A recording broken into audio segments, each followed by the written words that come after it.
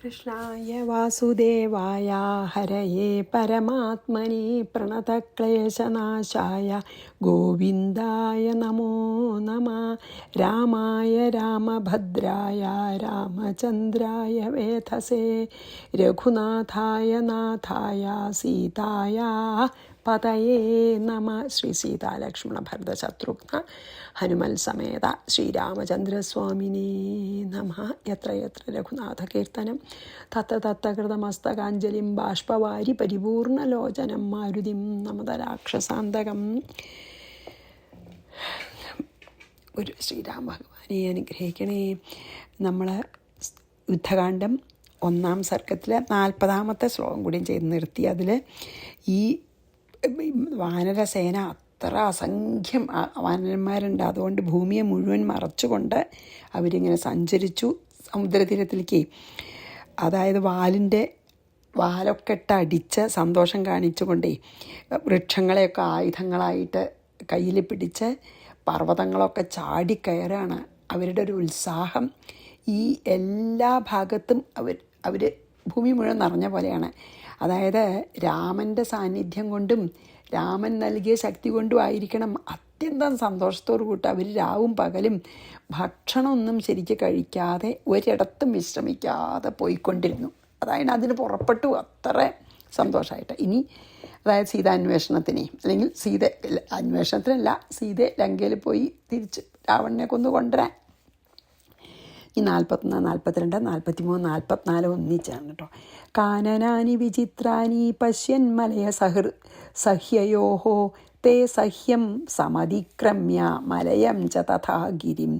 മലയസഹ്യയോഹോ, അതായത് ഈ മലയപർവ്വതങ്ങളുടെ വിചിത്രാനി കാനനാനി, വളരെ വിചിത്രങ്ങളായിട്ടുള്ള കാടുകളെ പശ്യൻ കണ്ടു. തേ അവർ സഹ്യം മലയം ച ഗിരിം, അതായത് സഹ്യം മലയം എന്നീ പർവ്വതത്തിനെയും മലയപർവ്വതത്തിനെയും എന്നീ പർവ്വതങ്ങളെ സമതിക്രമ്യ, അതൊക്കെ കടന്ന് ആ ശ്ലോകത്തിലുള്ളൂ കേട്ടോ.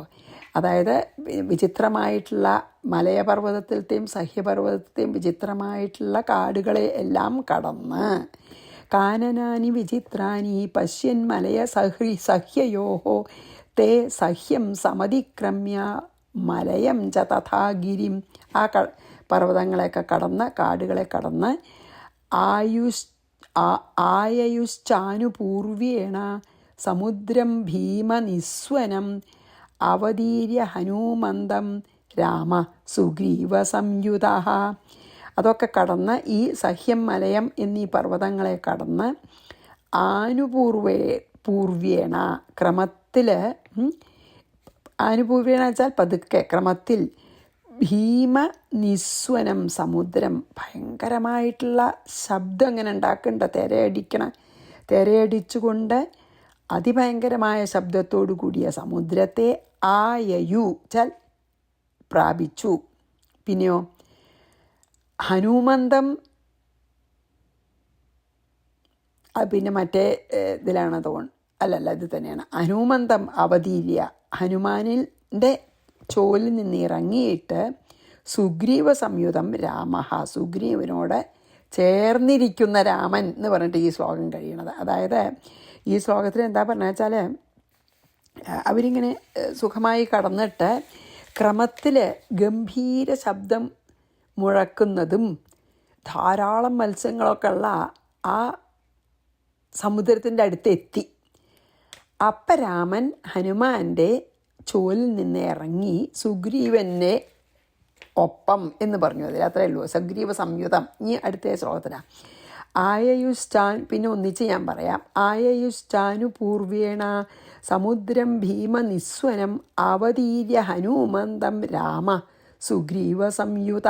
സുഗ്രീവൻ്റെ ഒപ്പം നിന്ന് സലിലാഭ്യാസമാസാദ്യ രാമോ വചനമബ്രവീത് ആഗതാഹ സ്മോ വയം സർവേ സമുദ്രം മകരാലയം. എന്നിട്ട് സലിലാഭ്യാസം ആസാമ്യ എന്ന് പറഞ്ഞാൽ ജലത്തിൻ്റെ അടുത്ത് ആസാദ്യ എത്തിയിട്ട് രാമ വചനം അബ്രവീത്, രാമൻ എന്താ പറഞ്ഞത്? രാമ വചനം അബ്രവീത്. സമുദ്രത്തിൻ്റെ ആ വെള്ളത്തിൻ്റെ അടുത്തെത്തിയപ്പോൾ രാമൻ ഇപ്രകാരം പറഞ്ഞു: ആഗതാഹ സ്മോ വയം സർവേ സമുദ്രം മകരാലയം. നമ്മളെല്ലാവരും ഈ മകരാലയം സമുദ്രം, വലിയ വലിയ മകരമത്സ്യങ്ങളുടെ വാസസ്ഥാനമായ സമുദ്രത്തെ നമ്മളിതാ ആഗതാഹ സ്മ പ്രാപിച്ചിരിക്കുന്നു എന്ന് പറഞ്ഞു. അതായത് സമുദ്രത്തിന് അടുത്തെത്തിയപ്പോൾ ശ്രീരാമൻ പറഞ്ഞു, നമ്മളിതാ അനവധി മത്സ്യങ്ങളും വലിയ വലിയ മൃഗങ്ങളൊക്കെ ഉള്ള സമുദ്രത്തിൻ്റെ അടുത്ത് നമ്മളെത്തി. സലിലാഭ്യാസമാസാദ്യ രാമോ വചനമബ്രവീത് ആഗതാഹ സ്മോ വയം സർവേ സമുദ്രം മകരാലയം ഇതോ ഗന്തുമശക്യം നോ നിരുപായേന വാനരാഹ അത്ര സേനാനിവേശോസ്തു മന്ത്രയാമോസ്യ താരണേ. എന്നിട്ട് പറഞ്ഞു, വാനരാഹ അല്ലയോ വാനരന്മാരെ, നഹ നമ്മൾക്ക് നിരുപായേന എന്തെങ്കിലും ഒരു ഉപായം ഇല്ലാതെ ഇതഹ ഗന്തും ഇവിടെ നിന്ന് മുമ്പിലേക്ക് പോകാൻ പറ്റില്ല. എന്താ ഒരു ഉപായം വേണം. എങ്ങനെ സമുദ്രത്തിലേക്ക് അങ്ങോട്ട് ഇറങ്ങി കിടക്കുക പറ്റില്ലല്ലോ. വേറൊരു ഉപായം കാണണം നമുക്ക് ഇനി മുമ്പോട്ട് പോകണമെങ്കിൽ. അശക്യം വെച്ചാൽ സാധിക്കില്ല അല്ലാതെ നേരെ അങ്ങോട്ട് പോവാനേ. അത്ര ഇവിടെ സേനാനിവേശ അസ്തു, സൈന്യം വിശ്രമിക്കട്ടെ, നമുക്കൊരു വഴി കാണണം. അസ്യ താരണേ, ഈ സമുദ്രത്തിനെ തരണം ചെയ്യാൻ മന്ത്രയാമ ആലോചിക്കാം നമുക്ക്. അപ്പം അവിടെ എത്തി നിൽക്കാനേ പറ്റൂ. ഇനിയിപ്പോൾ അതുപോലെ ഇത്ര ദൂരം നടന്ന പോലെ സമുദ്രത്തിൽ നടന്നാൽ അങ്ങോട്ട് അക്കരയ്ക്ക് പോകാൻ പറ്റില്ലല്ലോ. അപ്പം നമുക്കൊരു ഉപായം കണ്ടുപിടിക്കണം. എന്താ വെച്ചാൽ പറയണേ. അപ്പോൾ ഈ 4 ശ്ലോകത്തിൻ്റെയും കൂടി പറയാച്ചാൽ മലയപർവ്വതത്തിലും സഹ്യപർവ്വതത്തിലും പലതരത്തിലുള്ള വിചിത്രങ്ങളായിട്ടുള്ള കാടുകളെയൊക്കെ താണ്ടി സമുദ്രത്തിൻ്റെ അടുത്ത് എത്തി, അല്ലെങ്കിൽ സമുദ്ര തീരത്ത് എത്തി. അപ്പോൾ ഗംഭീരമായിട്ടുള്ള ശബ്ദം മുഴക്കുന്നതും ധാരാളം മകരമത്സ്യങ്ങളൊക്കെ ഭയങ്കരമായിട്ടുള്ള ജീവികളുടെ വാസസ്ഥാനവുമായിട്ടുള്ള ആ സമുദ്രത്തിൻ്റെ സമീപത്തെ ഇവരെ എത്തിയപ്പോൾ രാമൻ ഹനുമാൻ്റെ തോളിൽ നിന്ന് ഇറങ്ങിയിട്ട് സമുദ്രത്തിൻ്റെ ആ ജലത്തിൻ്റെ അടുത്ത് ചെന്നിട്ട് സുഗ്രീവനോട് പറഞ്ഞു, ഹേ വാനരന്മാരെ, എല്ലാ വാനരന്മാരോടും പറഞ്ഞു, നമ്മളെല്ലാവരും ഇപ്പോൾ ഈ സമുദ്രക്കരയിൽ എത്തി. ഇവിടെ ഇരിക്കട്ടെ, സൈന്യങ്ങൾ കുറച്ച് നേരം വിശ്രമിക്കട്ടെ. നമുക്ക് ഇവിടുന്ന് അങ്ങോട്ട് പോകണമെങ്കിൽ ഇങ്ങനെ ഇപ്പം നമ്മൾ പോകുന്ന പോലെ പോകാൻ പറ്റില്ല. അതുകൊണ്ട് ഒരു ഉപായം നമ്മൾ കണ്ടുപിടിക്കുക തന്നെ വേണം. സമുദ്രം കിടക്കേണ്ടത് എങ്ങനെയാണെന്ന് നമുക്ക് ആലോചിച്ച് ഒരു വഴി കണ്ടുപിടിക്കണം. അതുവരെ സൈന്യങ്ങൾ ഇവിടെ ഇരിക്കട്ടെ എന്ന് പറഞ്ഞു. അപ്പം ഇനി നമുക്ക് 45. ശ്രുത്വാ രാമസ്യ വചനം സുഗ്രീവ സാഗരാന്തികേ സേനാമ്യവേശയൽ ക്ഷിപ്രം രക്ഷിതാം കവികുഞ്ചരൈഹി. രാമൻ്റെ വചനത്തെ ശ്രുത്വ കേട്ടിട്ട് സുഗ്രീവൻ സാഗരാന്തികെ സമുദ്രസമീപത്തിൽ കവികുഞ്ചരൈഹി വാനരശ്രേഷ്ഠന്മാരാൽ രക്ഷിതാം സേനാം, അവർ കുറേ നല്ല രക്ഷാകർത്താക്കളായിട്ടുള്ള വാനരന്മാരെ അവിടെ നിർത്തിയിട്ട് സേനയെ ഏൽപ്പിച്ചിട്ട് ക്ഷിപ്രം നിവേശയത്, വേഗത്തിൽ നിവേശിപ്പിച്ചു. അതായത് രാമൻ അത് പറഞ്ഞത് കേട്ടപ്പോൾ സുഗ്രീവൻ വാനരവീരന്മാരോണ്ട് പരിപാലിക്കപ്പെട്ടിരിക്കുന്ന സൈന്യത്തെ അവിടെ ആ സൈന്യത്തിനോട് അവിടെ ഇരുന്നോളൂ കുറച്ച് നേരം, ഞങ്ങളിതൊന്നൊരു ഉപായം കണ്ടുപിടിക്കട്ടെ എന്ന് പറഞ്ഞിട്ട് അവിടെ ഇരിക്കാൻ ഏൽപ്പിച്ചു. അവരെയൊക്കെ നോക്കാൻ വലിയ വാനരശ്രേഷ്ഠന്മാരെയും സൈന്യത്തിനെ സംരക്ഷിക്കാനായിട്ട് വാനരശ്രേഷ്ഠന്മാരെ ഏൽപ്പിച്ചിട്ട്, അങ്ങനെയാണല്ലോ പറഞ്ഞത് ശ്രീരാമൻ. അതുപോലെ ചെയ്തു. ഇനി തേ പശ്യന്തോ വിഷേദുസ്തം അതൊന്നുകൂടി വായിക്കണം അല്ലേ. ശ്രുത്വാ രാമസ്യ വചനം സുഗ്രീവ സാഗരാന്തികേ സേനാമ്യവേശയൽ ക്ഷിപ്രം രക്ഷിതാം കപികുഞ്ചരൈഹി. തേ പശ്യന്തോ വിഷേദുസ്തം സാഗരം ഭീമദർശനം മഹോന്നത തരംഗാഢ്യം ഭീമനക്രഭയങ്കരം. ഈ സമുദ്രത്തിൻ്റെ ഡിസ്ക്രിപ്ഷനാണ് 3 ശ്ലോകം. അഗാധം ഗഗനാകാരം സാഗരം വീക്ഷ്യ ദുഃഖിതാഹ തരിഷ്യാമ കഥം ഘോരം സാഗരം വരുണാലയം. എങ്ങനെ ഈ സമുദ്രം കിടക്കുക, അതിൻ്റെ വർണ്ണനം കഴിഞ്ഞിട്ട് പറയുക, ഹന്തവ്യോസ്മാഭിരദ്യൈവ രാവണോ രാക്ഷസാധമ ഇതി ചിന്താകുലാഹ സർവേ രാമപാർശ്വേ വ്യവസ്ഥിത. ആർക്കൊരു വഴി തോന്നുന്നില്ല. എന്താ പറയുക, ഭീമദർശനം, ഭയങ്കരമായിട്ടുള്ള ഈ സമുദ്രം, മഹോന്നത തരംഗാഢ്യം, വലിയ വലിയ തിരമാലകളോട് കൂടിയതും, ഭീമനക്ര ഭയങ്കരം, വലിയ വലിയ മത്സ്യങ്ങളും മുതലകളും നിറഞ്ഞതും, അഗാധം അങ്ങേയറ്റം ആഴം ഉള്ളതാണ്. ഗഗനാകാരം, ആകാശത്തിൻ്റെ അത്ര വലിപ്പമുണ്ട്. വെച്ചാൽ മറുകര കാണാൻ പറ്റില്ലല്ലോ. തം സാഗരം, ആ സമുദ്രത്തെ പശ്യന്ത, നോക്കുന്നവരായിട്ട്, വിഷേതു ദുഃഖിച്ചു. എന്താച്ചാൽ ഘോരം ഭയങ്കരവും, വരുണാലയം, അതായത് സമുദ്രത്തിലെ ദേവനാരാ വരുണൻ്റെ വാസസ്ഥാനവുമായ ഈ സമുദ്രത്തെ വീക്ഷ്യ നോക്കിയിട്ട് ദുഃഖിത, അവർക്ക് ദുഃഖമായി. എന്നുവെച്ചാൽ കടക്കാൻ പറ്റുന്നുള്ളൊരു പ്രതീക്ഷയില്ലേ അവർക്ക്. കഥം എങ്ങനെ തരിഷ്യാമ, നമ്മളെങ്ങനെ കടക്കും. രാക്ഷസാധമഹ രാവണ, രാക്ഷസന്മാരിൽ ഏറ്റവും ദുഷ്ടനായിട്ടുള്ള ആ രാവണൻ അദ്യയേവ, ഇപ്പോൾ തന്നെ, കഥം ഹന്തവ്യ, എങ്ങനെ വധിക്കാം. എന്നൊരു സീതയെ കൊണ്ടുവരണ്ടേ, എങ്ങനെ നമുക്ക് വധിക്കാൻ പറ്റും. ഇത് ചിന്താകുലാഹ സർവേ, ഇപ്രകാരം ചിന്തിച്ചുകൊണ്ട് എല്ലാവരും, അതായത് എല്ലാ വാനരന്മാരും സുഗ്രീവനടക്കം എല്ലാ രാമപാർശ്വേ, രാമൻ്റെ സമീപത്തിൽ വ്യവസ്ഥിത, മിണ്ടാതിരുന്നു. എല്ലാവരും ചിന്താവിഷ്ടരായി. അതന്നെ ഉള്ളൂ, ഒന്നും ഒരു വഴി തോന്നുന്നില്ല. അതായത് ഭയങ്കരമായിട്ടുള്ള തിരമാലകൾ അടിച്ചുകൊണ്ട് ആ സമുദ്രത്തെ നോക്കിയിട്ട് ഭയങ്കരമായിട്ട് ഭയമായി. കാരണം അങ്ങേയറ്റം ആഴമുണ്ട്, ആകാശം പോലെ ഒരു അതിരില്ലാത്ത, അതായത് നമുക്ക് മറ്റേ കര കാണാൻ കഴിയാതെ പരന്നു കിടക്കണതും, ഒരുപാട് വന്യ ജീവികൾ വസിക്കുന്നതും ആയിട്ടുള്ള ആ സമുദ്രത്തെ കണ്ട വാനന്മാരുടെ മനസ്സ് സത്യം പറഞ്ഞാൽ തളർന്നു പോയി എന്ന് പറയണം. എന്തറിയോ, ഈ വരുണദേവൻ്റെ വാസസ്ഥാനമായിട്ടുള്ള സമുദ്രത്തെ നമ്മൾ എങ്ങനെയാണ് മറികടക്കുക? എങ്ങനെയാണ് ആ രാവണനെ നമ്മൾ പെട്ടെന്ന് സംഹരിച്ച് സീതയെ കൂട്ടിക്കൊണ്ടുവരിക? ഇങ്ങനെയുള്ള വിചാരം കൊണ്ട് ദുഃഖിതന്മാരായിട്ടുള്ള സകല വാനരന്മാരും ഇതി കർത്തവ്യ മൂഢരായിട്ട് എന്താ ചെയ്യേണ്ടതെന്ന് അറിയാതെ, ഒരു ഉപായം മനസ്സിൽ കാണാൻ പറ്റാതെ ശ്രീരാമൻ്റെ അരികത്ത് ചെന്ന് ഇരിപ്പായി എന്നർത്ഥം.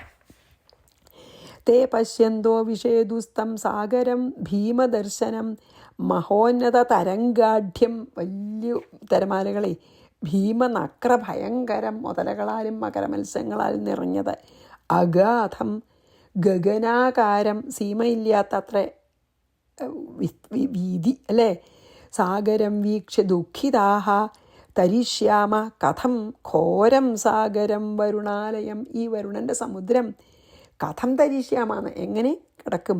ഹന്തവ്യോസ്മാഭിരദ്യൈവ രാവണോ രാക്ഷസാധമ രാവണനെ എങ്ങനെ വധിക്കും. ഇത് ചിന്താകുലാഹ സർവേ രാമപാർശ്വേ വ്യവസ്ഥിതാഹ. ഇനി 49. രാമ സീതാമനുസ്മൃത്യ ദുഃഖേന മഹതാവൃത വിലപ്യ ജാനകീം സീതാം ബഹുധാ കാര്യമാനുഷ.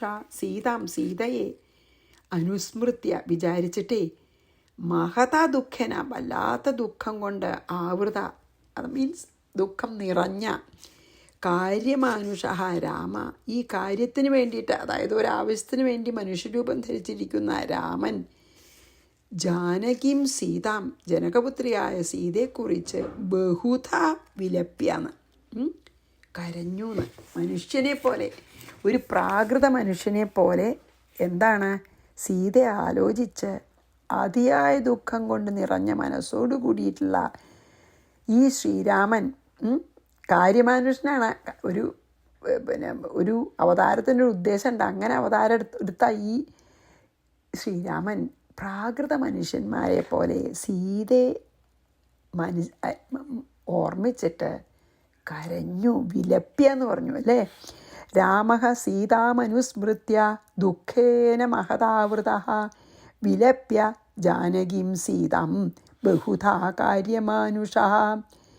അദ്വിതീയശ്ചിദാത്മൈകഃ പരമാത്മാ സനാതനഃ യസ്തു ജാനാതി രാമസ്യ സ്വരൂപം തത്വതോ ജന. എങ്ങനത്തെ രാമനാ? അദ്വിതീയ, അതായത് രണ്ടാമതൊന്നുമില്ലാത്ത ഏകനാണ്, അദ്വൈത ശക്തിയാണ് രാമൻ. ചിദാത്മ, ജ്ഞാനസ്വരൂപനാണ്. സനാതനനാണ്, എന്നുമുള്ളതാണ് അല്ലേ. പരമാത്മാവ് ആയിട്ടുള്ള ഏകനാണ്. യഹ ജന, ഏതൊരു ജനം രാമൻ്റെ സ്വരൂപത്തെ തത്വതഃ ജാനാതി, ശരിയായി അറിയുന്നവനോ എന്ന് പറഞ്ഞ ആ ശ്ലോകം കഴിയും. എന്താ പറയണ വെച്ചാൽ, ഈ രാമൻ ശരിക്കും ഇപ്പോൾ പ്രാകൃതനെ പോലെ കരഞ്ഞു പറഞ്ഞില്ലേ, രാമനെ പരമാർത്ഥത്തിൽ ഈ ദുഃഖമൊന്നും ബാധിക്കുന്നില്ല. കാരണം രാമൻ അദ്വിതീയനാണ്, ജ്ഞാനസ്വരൂപനാണ്, എന്നുമുള്ള സനാതനനാണ്, ഏക പരമാത്മാവാണ്. അതായത് പിന്നെ രണ്ടാമതൊരാളുണ്ടെങ്കിലല്ലേ ഭയത്തിന് അവകാശമുള്ളൂ. അതില്ല. തന്നിൽ നിന്ന് ഭിന്നനായിട്ട് ആരുമില്ല. ദ്വിതീയ അത് പറയൂലോ, അതൊന്നുമില്ല. അതായത് ദ്വിതീയാദ്വൈ ഭയം ഭവതി, രണ്ടാമതൊന്നുണ്ടെങ്കിലല്ലേ ഭയമുള്ളൂ. അങ്ങനെ രണ്ടാമതൊന്നും ഇല്ലാത്തവനാണ്. അപ്പോൾ അങ്ങനത്തെ ഒരാളെ അറിഞ്ഞാൽ, അങ്ങനെ ഒരാളാണ്, വേറെ ഒന്നുമില്ല അവിടെ, ബ്രഹ്മം മാത്രമേ ഉള്ളൂ എന്നുള്ള ജ്ഞാനം ഉള്ള ആൾക്ക് എന്ന് പറഞ്ഞിട്ടാണ് മൂന്നാമത്തെ ശ്ലോകം. അത് യസ്തു ജാനാതി രാമസ്യ, രാമൻ്റെ സ്വരൂപം ശരിക്കും മനസ്സിലായിട്ടുള്ള ആൾക്ക്, അങ്ങനത്തെ തത്വമറിയുന്ന ജനങ്ങൾക്ക് എന്നാണ് ആ ശ്ലോകം. അതായത് അദ്വിതീയശ്ചിദാത്മൈക പരമാത്മാ സനാതന യസ്തു ജാനാതി രാമസ്യ സ്വരൂപം തത്വതോ ജന. രാമൻ്റെ സ്വരൂപം അറിയുന്ന ജനങ്ങൾ. എന്താണ് അടുത്ത ശ്ലോകം? തം ന സ്പൃശതി ദുഃഖാദി കിമുതാനന്ദമവ്യയം ദുഃഖ ഹർഷഭയ ക്രോധ ലോഭ മോഹമദാദയ. എന്താ പറയണേ? രാമൻ്റെ സ്വരൂപം ശരിക്കും അറിയുന്നവർക്ക് ദുഃഖാദി, ദുഃഖം ന സ്പൃശതി, അവരെ ദുഃഖം സ്പർശിക്കില്ല. ഇതി കിമുത എന്ന് പറയണോ? അജ്ഞാനലിംഗാനി ഏതാനി, അജ്ഞാനമാകുന്ന കാരണത്തോടു കൂടിയ ചിദാത്മനി, ഈ ചിൽസ്വരൂപനിൽ കുതഹ സന്ധി, എങ്ങനെ ഉണ്ടാകും? അജ്ഞാനം കൊണ്ട് മാത്രമേ ദുഃഖം ഉണ്ടാവുള്ളൂ. ദേഹാഭിമാനം, ദേഹാഭിമാനിന, ദേഹത്തിൽ അഭിമാനമുള്ളവന് ദുഃഖം, ക്ലേശം. അദേഹസ്യ ചിതാത്മന, ദേഹത്തോട് കൂടാതിരിക്കുന്നവന് ദുഃഖല്യേനും അല്ലേ. അതാണിപ്പോൾ ഇതിൽ പറഞ്ഞത്. അജ്ഞാനലിംഗാന്യേതാനീ കുതസന്ധി ചിതാത്മന, അജ്ഞാനം ഉള്ളവർക്ക് മാത്രമാണ് ഈ ദേഹാഭിമാനം. അത് രാമനെ എങ്ങനെ ഭവിക്കും? രണ്ടാമതൊന്നുമില്ല, അദ്വൈത ശക്തിയാണ്. ദേഹാഭിമാനിനോ ദുഃഖം നാ ദേഹസ്യ ചിതാത്മന, ദേഹാഭിമാനികൾക്ക് ദുഃഖമുള്ളൂ, ആത്മാവിനെ അറിയുന്നവന് ദുഃഖമില്ല. ഇനി സംപ്രസാദേ ദ്വയാഭാവാൽ സുഖമാത്രം ഹി ദൃശ്യതേ ബുദ്ധ്യാദ്യഭാവാൽ സംസുപ്തൗ ദുഃഖം തത്ര ന ദൃശ്യതേ അതോ ദുഃഖാധികം സർവം ബുദ്ധേരേവ ന സംശയ. ഇനി എന്താ പറഞ്ഞ വെച്ചാൽ, ഈ അതായത് ചിദ്രൂപന്, അതായത് ഈ ജ്ഞാനസ്വരൂപന് എന്താ ദുഃഖമില്ല. സംപ്രസാദേ, ചിത്തം തെളിയുമ്പോൾ ദ്വയാഭാവാൽ, ഈ രണ്ടാമതൊന്നില്ലാത്തത് കൊണ്ട് സുഖമാത്രം ദൃശ്യദേഹി, സുഖം മാത്രം കാണപ്പെടുന്നു എന്നുള്ളത് സുപ്രസിദ്ധം. സംശുദ്ധേ, ഏറ്റവും ശുദ്ധനിൽ ബുദ്ധ്യാദ്യഭാവാൽ, ബുദ്ധ്യാദികളില്ലാത്തത് കൊണ്ട് തത്ര അവനിൽ ദുഃഖം ന ദൃശ്യതേ, ദുഃഖം ഉണ്ടാവില്ല. അതായത് മനസ്സിന് അതീതമായിട്ട് നിൽക്കുകയാണ് അവർ. അപ്പോൾ മനസ്സുകൊണ്ടല്ലേ ദുഃഖം അനുഭവിക്കുക. ഈ മനസ്സിനും ഇന്ദ്രിയങ്ങൾക്കും അതീതമായിട്ടുള്ള ഈ ജ്ഞാനസ്വരൂപന് ഒരിക്കലും ദുഃഖമില്ല. ആ ജ്ഞാനസ്വരൂപനെ അറിയുന്നവർക്കും അവർ ജ്ഞാനസ്വരൂപൻ തന്നെ ആയിത്തീരുന്നു കൊണ്ട് ദുഃഖമില്ലേ. അതുകൊണ്ട് ദുഃഖാധികം സർവം, ദുഃഖം മുതലായതെല്ലാം ബുദ്ധേഹേവ, ബുദ്ധിക്കു തന്നെ എന്ന സംശയമില്ല. ഇതിൻ്റെ ഒന്നിച്ച് പറയാച്ചാൽ വലിയൊരു തത്വമാണ് പറയുന്നത്. എന്താ വെച്ചാൽ അത് കഴിഞ്ഞാൽ നിർത്തേണ്ടി വരും. ഇതിൽ പറഞ്ഞ രാമൻ സീതയെ നിരന്തരം സ്മരിച്ചുകൊണ്ട് ഒരു പ്രാകൃത മനുഷ്യനെ പോലെ കരഞ്ഞു എന്ന് പറഞ്ഞു. പക്ഷേ എന്നിട്ട് പറയാണ്, ഒരു മനുഷ്യരൂപം ധരിച്ചതുകൊണ്ട് അത് അങ്ങനെ അഭിനയിക്കുകയാണ്. എന്താ വെച്ചാൽ സ്മരിച്ചതും ദുഃഖിച്ചതും ഒക്കെ ഈ മനുഷ്യരൂപം ധരിച്ചതുകൊണ്ടാണ്. മനുഷ്യ സ്വഭാവത്തെ അഭിനയിക്കുക മാത്രമല്ലാതെ ഈ ദുഃഖാദിഭാവങ്ങളൊന്നും രാമനെ പരമാർത്ഥത്തിൽ ബാധിച്ചിട്ടില്ല എന്ന് മനസ്സിലാക്കണം എന്ന് പറയുകയാണ്. എന്താ വെച്ചാൽ രാമൻ അദ്വിതീയനും ജ്ഞാനസ്വരൂപനും സനാതനനും പരമാത്മാവും ആണ്, ഏക പരമാത്മാവും. അതായത് രണ്ടാമതൊന്നില്ല, എന്നാലല്ലേ ഭയത്തിന് അവകാശമുള്ളൂ. ആ ദ്വിതീയാദ്വൈ ഭയം ഭവതി എന്ന് പറയുന്നുണ്ടല്ലോ ശ്രുതിയിൽ. അതായത് രണ്ടാമതൊന്നില്ലെങ്കിൽ ഭയം ഇല്ല. അങ്ങനെ ഉള്ള രാമന് ഒരിക്കലും ഭയമില്ല. പക്ഷേ മനുഷ്യനായിട്ട് ജന്മമെടുത്തത് കൊണ്ട് ഒരു മനുഷ്യനുണ്ടാവുന്ന വികാരങ്ങൾ അഭിനയിച്ച് കാണിക്കുകയാണ്. അല്ലാതെ രാമന് ജ്ഞാനസ്വരൂപനായതുകൊണ്ട് രാമൻ ഏകനാണ്, യാതൊരു ഭേദഭാവനയില്ല. അതായത് ഏകൻ മാത്രമല്ല, അന്യമായിട്ട് യാതൊന്നുമില്ലാതിരിക്കുന്ന പരമാത്മാവാണ് രാമൻ. അതുകൊണ്ടാണ് സനാതനൻ എന്ന് പറഞ്ഞത്. നിത്യമാണ് അല്ലേ, നിത്യനാണ്.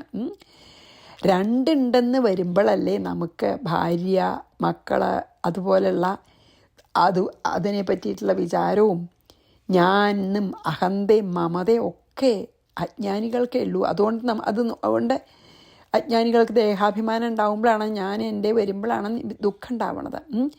അദ്വിതീയനായതുകൊണ്ട് ഭാര്യാദി സംബന്ധമൊന്നും ഇല്ല. അങ്ങനെയുള്ള ദുഃഖം എങ്ങനെ ഉണ്ടാവും?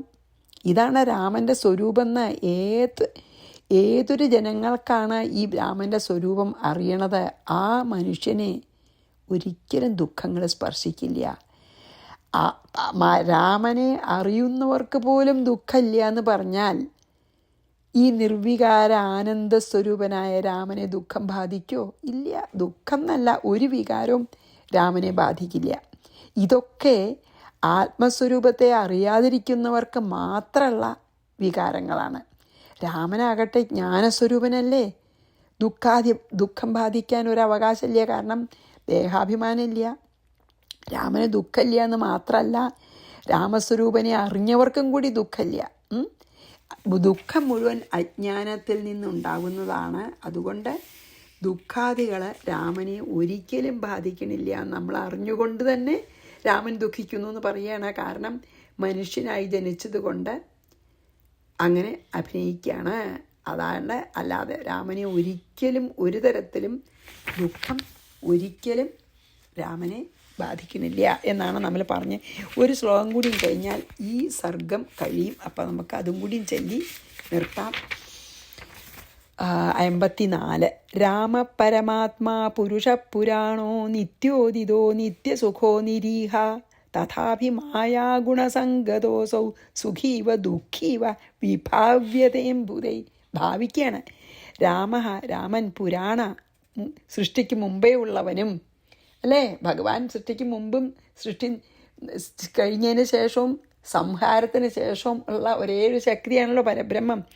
ആ പരബ്രഹ്മം തന്നെയല്ലേ രാമൻ. പുരാണ, സൃഷ്ടിക്ക് മുമ്പേ ഉള്ളതും പുരുഷ, വിരാട് പുരുഷനുമായ പരമാത്മാവും നിത്യോദിത, അതായത് സ്വയംപ്രകാശ സ്വരൂപനും നിത്യസുഖ നാശരഹിതനും നിരീഹ, ഒന്നും പ്രവർത്തിക്കാത്തവനുമാകുന്നു. തഥാപി, എങ്കിലും അബുധൈഹി, അറിവില്ലാത്ത ജനങ്ങളാൽ മായാഗുണസംഗത, മായാഗുണങ്ങളുടെ സംഘം നിമിത്തം സുഖി ഇവ, സുഖമുള്ളവനെന്ന പോലെയും, നമ്മുടെ അജ്ഞാനം കൊണ്ടാണ് രാമന് സുഖമാണ് ദുഃഖമാണ് തോന്നണത്. ദുഃഖി ഇവ, ദുഃഖമുള്ളവനെ പോലെയും വിഭാവ്യതയെ അറിയപ്പെടുന്നു. എന്താ പറഞ്ഞ വെച്ചാൽ, ഈ പ്രകൃതിയുടെ ഈ പ്രപഞ്ചം ഉണ്ടാവുന്നതിന് മുമ്പും, അതായത് ഈ ലോകത്തിൻ്റെ ഉൽപ്പത്തിക്ക് മുമ്പ് തന്നെ പരമാത്മാവായ രാമൻ സ്വയംപ്രകാശ സ്വരൂപനായിട്ട് സദാ പ്രകാശിച്ചു കൊണ്ടിരിക്കുന്ന ശക്തിയാണ്, സദാ സുഖസ്വരൂപനാണ്. എങ്കിലും ഈ രാമൻ്റെ സ്വരൂപം അറിയാത്ത ജനങ്ങൾ രാമൻ മായയുടെ അകത്താണെന്നും മായയ്ക്ക് അതീതനല്ല എന്ന് വിചാരിച്ചിട്ടാണ് ഈ അജ്ഞാനികൾ രാമനും സുഖദുഃഖം ഉണ്ട് എന്ന് വിചാരിക്കുന്നത്. അതായത് രാമന് സുഖദുഃഖങ്ങളുണ്ടെന്ന് വിചാരിക്കണത് നമ്മുടെ അജ്ഞാനം കൊണ്ടാണ്. രാമൻ ജ്ഞാനസ്വരൂപനാണ്, ഒരു ദുഃഖവും അനുഭവിക്കണില്ല എന്ന് പറഞ്ഞിട്ടാണ് യുദ്ധകാണ്ഡത്തിലത്തെ 1-ാം സർഗം അവസാനിപ്പിക്കുന്നത്. അപ്പം അത് വായിച്ച് നമുക്ക് നിർത്താം. രാമപരമാത്മാ പുരുഷപുരാണോ നിത്യോദിതോ നിത്യസുഖോ നിരീഹ തഥാപി മായാഗുണസംഗതോസൗ സുഖീവ ദുഃഖീവ വിഭാവ്യതേ ബുധൈഃ ഇതി ശ്രീമദാധ്യാത്മരാമായണേ ഉമാമഹേശ്വരസംവാദേ യുദ്ധകാണ്ഡേ പ്രഥമഃ സർഗഃ സമാപ്തഃ. ശ്രീകൃഷ്ണാർപ്പണമസ്തു. സർവത്ര ഗോവിന്ദനാമസങ്കീർത്തനം. ഗോവിന്ദ ഗോവിന്ദ. ശ്രീ സീതാലക്ഷ്മണ ഭരത ശത്രുഘ്ന ഹനുമൽ സമേത ശ്രീരാമചന്ദ്രസ്വാമിനേ നമഃ. ഗുരുവായൂരപ്പാ ശരണം.